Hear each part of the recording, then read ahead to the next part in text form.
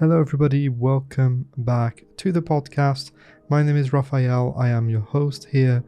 Every Monday morning I send a letter with some thoughts on meditation, on Zen, on Taoism, on spirituality, on self-improvement, philosophy and so on.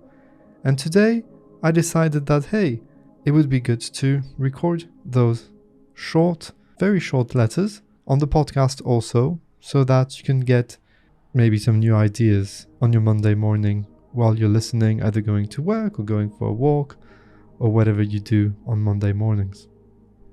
And today's letter is about Taoism, meditation, and the self-so.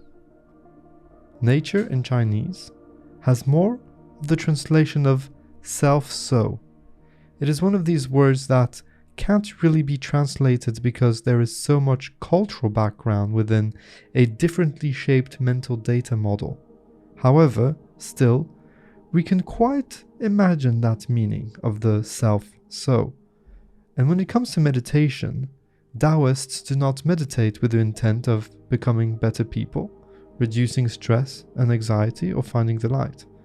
When they say that they practice meditation, the word practice is in the sense of a doctor who practices medicine, as opposed to an athlete who practices his free kicks to become the best football player in the world. And so what do? They sit and they observe nature, the self-so. Of course, we all know that if you are frustrated, angry or stressed out, sitting down with your eyes closed for a few minutes, focusing on your breath, gently, softly, this will have a very calming effect, and it is pretty instantaneous, right? On the spiritual level, however, meditating with the intent and the yearning to reach a higher state of consciousness is like trying to bite your own teeth. It is just not possible. A Zen proverb explains this well when they say, "A fire cannot burn itself." Meditating to be enlightened is an egotistical thing, and what we see as being enlightened, awakened, is the transcendence of that ego, is going beyond that ego and that illusion of the self. And so we can phrase it that way: my ego wants to be enlightened, not the real me. I just want to be. Enlightenment and awakening, the Zen Satori, are side effects of meditation, contemplation, or even pondering on a funny topic. It is not the goal. It is not expected. To be awakened means to understand beyond our intellect that the idea of the self, the I, is indeed an illusion. It is an intrinsic understanding that can only happen spontaneously. It stays as an impermanent state. We are an element of nature, of the self-so. Like all elements of nature, we are interdependent on all other elements of nature. There is no I, because without others there would not be a self. We are all individual expressions of the same thing, interdependent on all surrounding us. Remember that just as important as your lungs to breathe, you need trees to make the oxygen. Trees are part of you. You are part of the trees. It's just one big thing.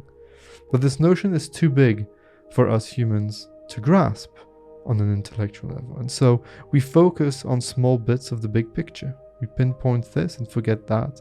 It is indeed just an element of the whole.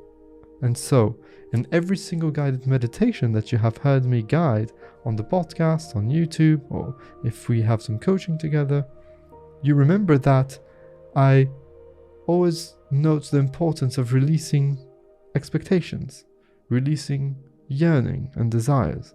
These desires are your ego's thirst for proving that it's more than what it really is. And so we need to transcend that. We need to transcend the thoughts in our mind. What our ego dictates is true or not true. When you look into a distance, you cannot see your own eyes. A sword cannot cut its own edge. You cannot do what actually should be undone. And so, surrender. Let go. Simplify. Breathe. Meditate for the pleasure of meditating. Simply sit and be there. You can listen to your thoughts. You can observe your body, your breath, But most importantly, you can contemplate the self so. You don't have to be in front of a waterfall to be in awe in front of nature.